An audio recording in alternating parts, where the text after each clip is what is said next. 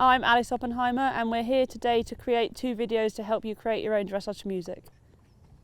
I'd like to introduce you to one of our riders for the day. This is Sam Roberts and she's riding Joe Filmer's Long Halves Renoir, known as Levi, to his friends. He's a Welsh Section B. His main job is in the showroom with Sam, where they're very, very successful. I think there's a list of their achievements somewhere, but there's too many for me to mention right now. But they do a little bit of dressage for a bit of practice on the side. So while Sam's warming up, what we're going to go through with Sam now is the compulsory movements for the novice freestyle test. So at the novice freestyle, we have to show a 15-metre trot circle on both reins, some lengthened strides at medium trot. Now you only really need to show these once. Obviously to make a symmetrical floor plan, we would show them twice, but under the rules, once is enough. Or you can show them as many times as you like within reason, if it's one of your horses or pony strong points. In the walk, we have to show at least 20 metres of a free walk and at least 20 metres of a medium walk.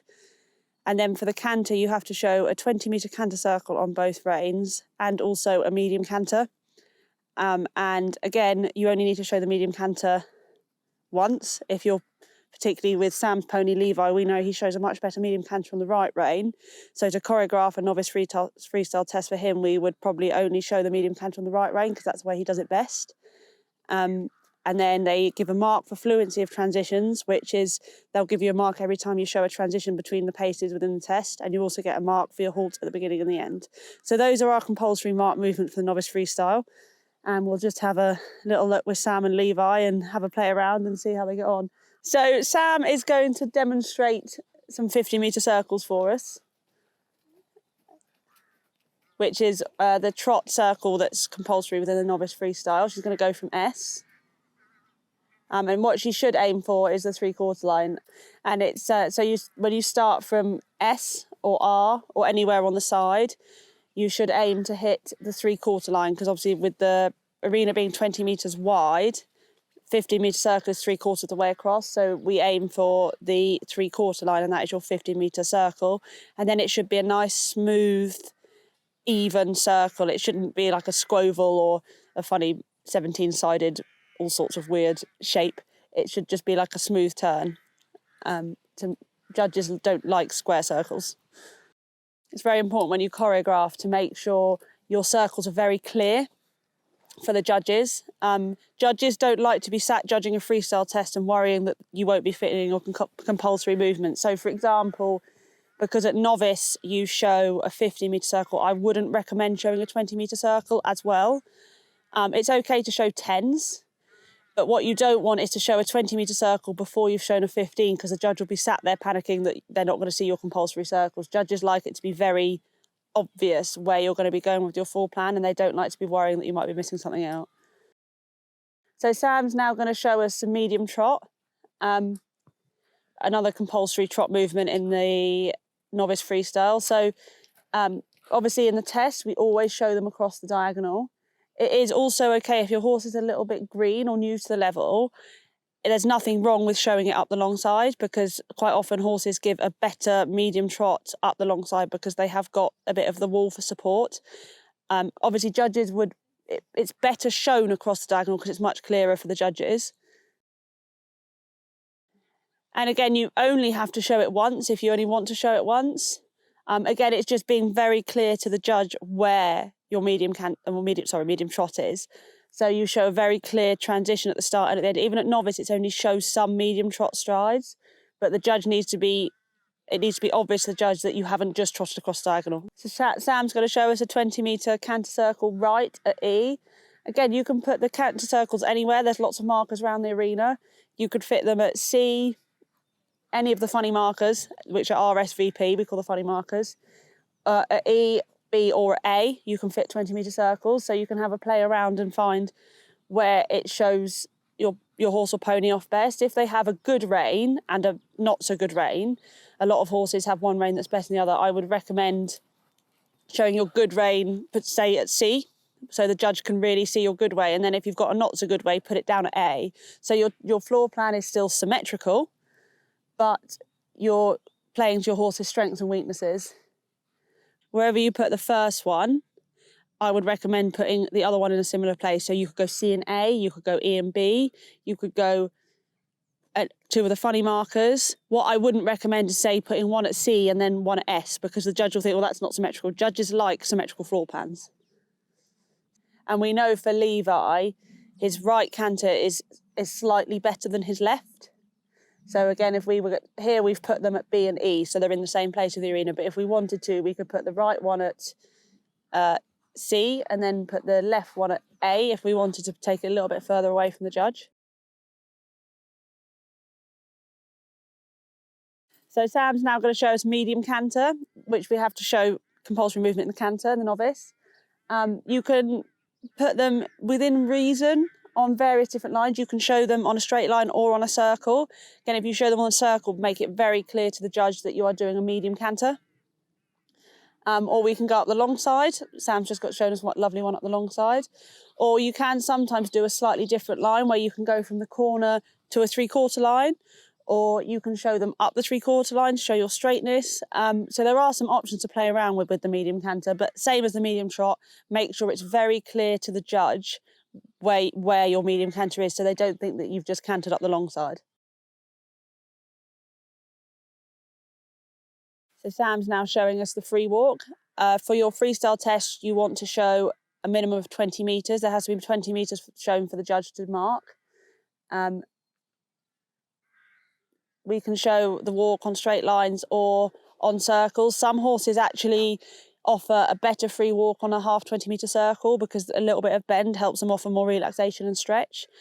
Some show it better on the straight line, so it's just a case of playing around and working out what works best for your horse. I find the walk is a very useful part of the test as a rider because it gives you an option of sorting yourself out a little bit. So if you've got, say, you've choreographed your trot work and then you've done the walk and you walk on the left rein, but you want to make sure that you canter on the right rein, you can just do one change of rein and start your canter on the right.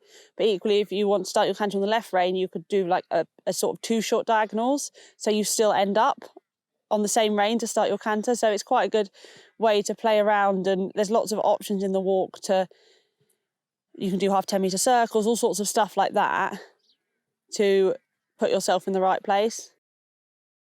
And then Sam's going to show us a little bit of medium walk as well. Again, you have to show a minimum of 20 metres. And again, it's knowing for your horse or pony where they show it best. Again, some horses walk better on a circle, some walk better on a straight line. And again, it's just being very clear to the judge what is your free walk and what is your medium walk. So there's a good longer length of rein for the free walk. Even if your horse or pony doesn't always stretch right down, make sure the judge sees a longer length of rein so they know that is your free walk. And then you pick them back up to the more normal working frame for your medium walk. Sam's just given us some options in the medium walk. Showing you can do the half 10-metre circles. They're really good for horses who can get a little bit tense in the walk. Half 10-metre circles can really help. And also when you go in the ring, if you get a little bit behind or in front of your first pace, the walk's always a really useful bit because you can cut corners, or you can go a little bit deeper into the corners, or you can walk for a bit further and put yourself back in the right pace for the next part of your test. So Sam's just going to show us a halt. We'll have to show a halt at the beginning and end of your tests. The tests are timed from halt to halt. So for a novice test, it has to be between 4.5 and 5 minutes. And the judge will start the timer as you move off from your first halt, and they will stop the timer as you ride your second halt.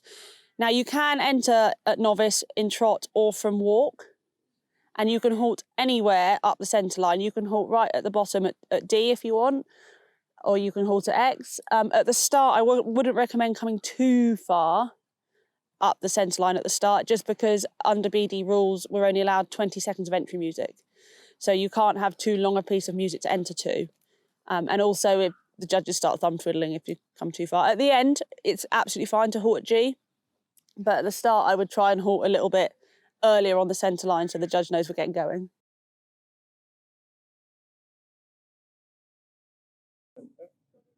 Hello, I'm Gaynor, and many years ago, 1980, I, along with Jenny Lauriston Clark, originated dressage to music as we know it now. So I've been doing it I was 17 at the time, so a long time.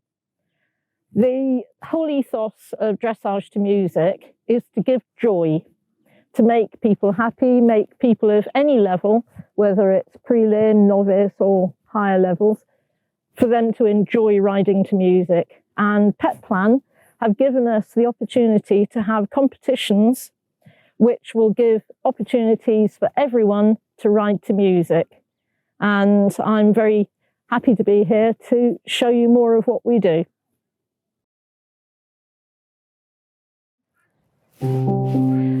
Levi's speed is 102. The pace is 4 time. And although with 4 time, you can look at any of the feet, I tend to look at the power source, which is the back end. And I'm actually looking at the 1, 2, 1, 2, 1, 2, because that's where the impetus comes from.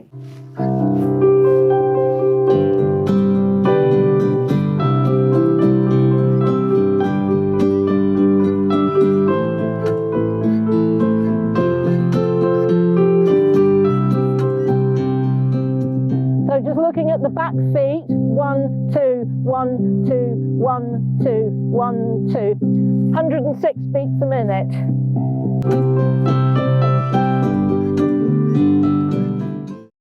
Well, the 4-time music that we did, which was basically a march, the music that suited him because it was gentle, it was rhythmical, and it was exactly the right speed for him. So when you're doing your own music, which a lot of you will be finding your own music from online record collections, showing my age there, record collections, MP3s, and you need to find music that actually will reflect the personality of the horse. So trot is obviously a 2-time pace, then working diagonal pairs. Yep, and it's also quite fast. Especially on Levi because he's got little legs. He's got little legs. But you do find, and a lot of you will find when you're doing your own music, that if you have cobs or if you have prees, Lusitanos, they all have fast paces. So you need to find music that doesn't make them look ridiculous. I'll start with the sort of music that will work with him. I myself choose music which is half speed. So I would go for a...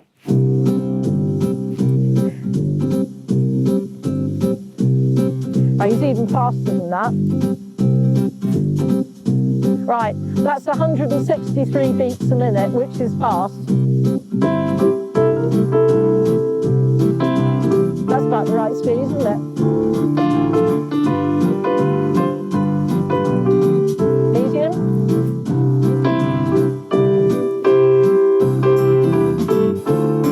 So that sort of music will work for anything which has got fast paces, and it's what's called swing. So that's showing you music that works for his trot speed. I'll now play music that won't work for his trot speed. His trot is 163 beats a minute, and I'm telling you, that's fast. For music, that's very fast. 120 is what average dance music is. So 120 is 1, 2, 1, 2, 1, 2. And I'm going to take this up to Levi's speed. Oh God, raving. Yeah. This is dance music on speed. I don't know if everyone would have heard because Sam has got a mic, but she said the last bit that didn't work made her want to ride too fast. Although it was the right speed. Although it was the right tempo. Canter is going to be somewhere between 96 for a big horse, a big elevated horse, and sometimes up to 110 for a little pony. But if you want to have music that looks really good for canter, you've got a leading leg. And that leading leg is what the judges are going to look at. So that's the inside foreleg. Inside foreleg. And so this is something which works with him.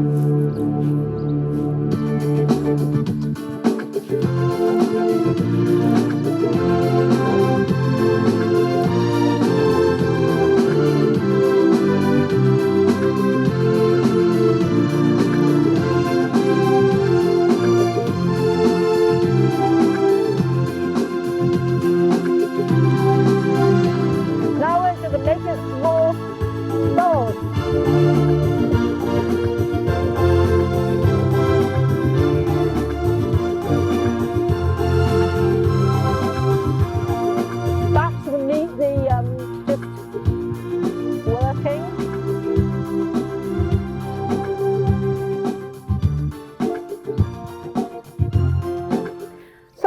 something that No, you're is really important with dressage to music is interpret the music. I'm sure you interpret the music when you ride to it. Yeah, Sarah makes it foolproof, so I can't get it wrong. Oh, But yes, well, yeah. But also for me, it's really important. I know my music tapes back to front. I could hum them, and so the I know cues. exactly in the cues. So I know exactly when the medium trot or medium canter or circle music, or when you get higher up the levels, the lateral work music, I know when that's all coming in, so I know where I should be and when, so I know if I need to cut corner a little bit or go a little bit deeper. And that happens, arenas ride at different speeds. Very different. Arenas ride at different speeds, surfaces ride at different speeds. Some are slightly smaller. You get some music players that will run it a little bit fast, all sorts can happen, so you need to really know your music so that you can make sure you're on the cues, because the judges, when the music is done really well, it's very obvious when you're not on it.